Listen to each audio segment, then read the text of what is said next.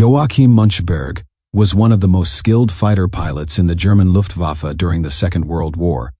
He was born on December 31st, 1918, in Friedrichsdorf near Cuxhaven, Germany. From a young age, Joachim was fascinated by airplanes. Like many boys growing up in the 1920s and 1930s, he was drawn to stories of flying and adventure. Germany was rebuilding its air power after the restrictions of the First World War, and aviation captured the imagination of a new generation. Müncheberg was athletic, disciplined, and eager to prove himself, traits that would serve him well when he joined the Luftwaffe. In 1936, he entered pilot training as the German Air Force was expanding rapidly under Adolf Hitler's rule. Training was demanding, combining physical conditioning, flight theory, and strict military discipline. Müncheberg showed natural talent in the air.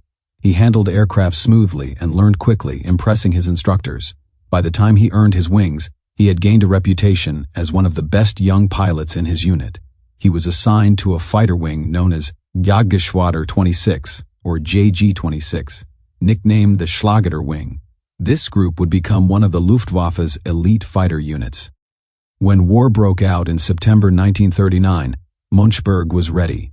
Germany invaded Poland, and although he did not see much action in those first weeks, he used the time to sharpen his flying and gunnery skills. Real combat came in 1940, when Germany launched its attack on Western Europe.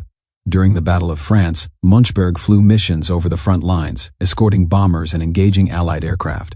The skies over France were crowded with enemy fighters, and young German pilots had to learn fast or be shot down. Müncheberg quickly proved himself. He scored his first aerial victories during this campaign, shooting down French and British aircraft.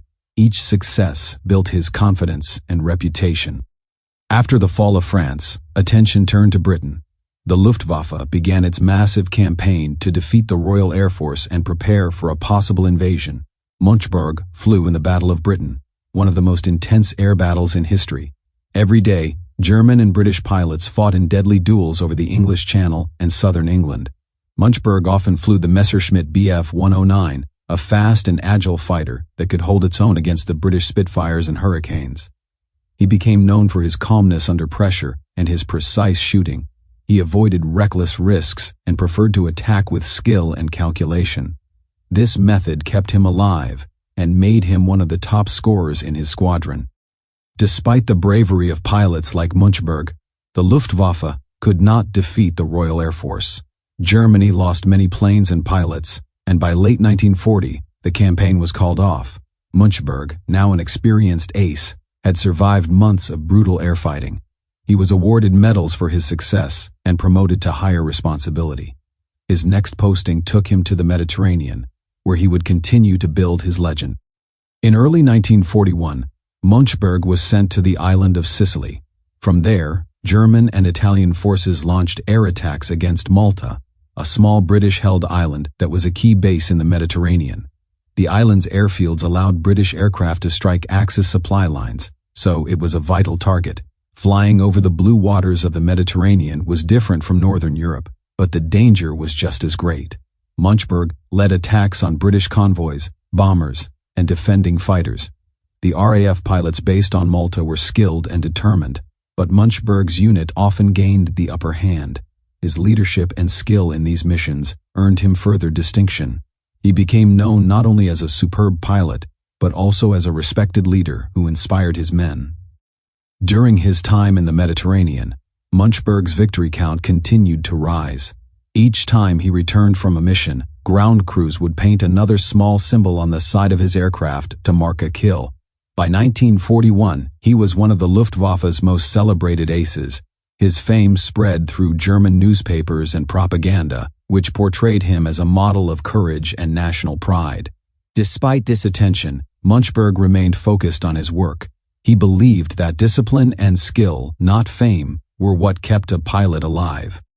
In early 1942, the war expanded again. Germany invaded the Soviet Union in June 1941, and by the following year, fighting on the Eastern Front was consuming enormous resources.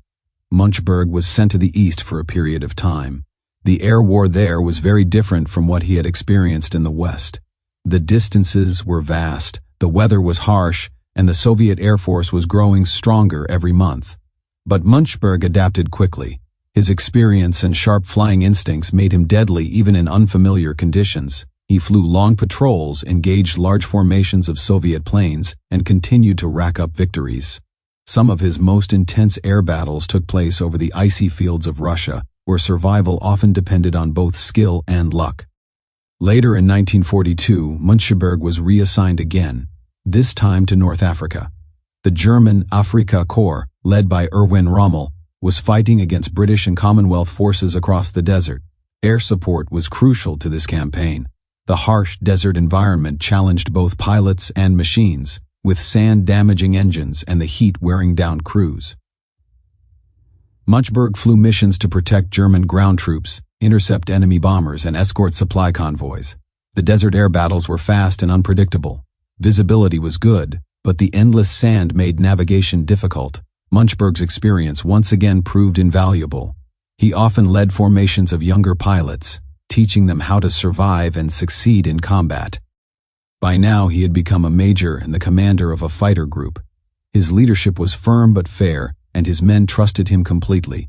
He was known to give credit to his subordinates and never asked them to take risks he would not take himself. As his list of victories grew past 100, his name was mentioned alongside other famous aces of the Luftwaffe.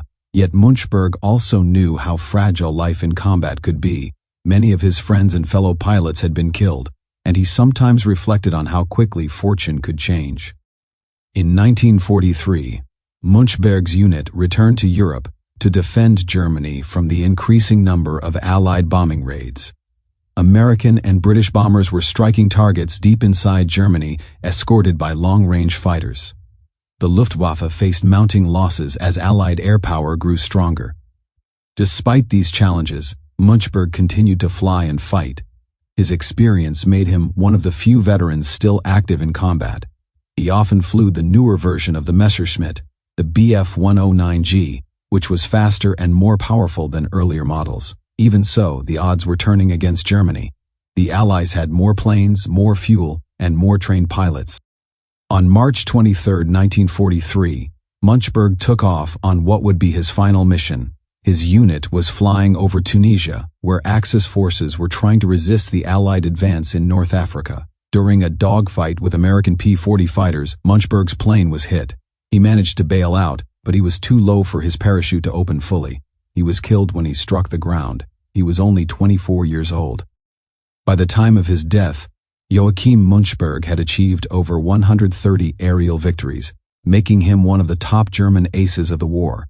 His career had taken him across nearly every major front: France, Britain, the Mediterranean, Russia, and North Africa. He was decorated with some of Germany's highest military honors, and remembered by his comrades as a gifted and dedicated leader. After the war, Müncheberg's legacy became part of the complex history of the Luftwaffe and its pilots. While his achievements in the air were undeniable, they were also part of a war fought in the service of a brutal regime. Like many talented soldiers of his generation, his skills were shaped and consumed by a conflict that brought enormous destruction. Historians have studied his career to understand both the technical and human aspects of air combat in the Second World War. His record shows how discipline, training, and courage could make a pilot extraordinarily effective, but also how fleeting such success could be in a war that spared few. Joachim Müncheberg's career is often compared to that of other Luftwaffe aces. But what stands out most is his adaptability. He succeeded in every theater of war he was sent to, from the cold Russian front to the hot deserts of Africa. Few pilots could claim that kind of versatility. He combined technical precision with instinct, and he understood that survival required not just courage, but constant awareness and discipline. Those qualities made him a leader others looked up to and ensured that his unit often performed above expectations, even in the toughest conditions. Thanks for watching. If you have a thought regarding Joachim Müncheberg, drop it in a comment below. If you enjoyed the video, don't forget to hit the like and subscribe.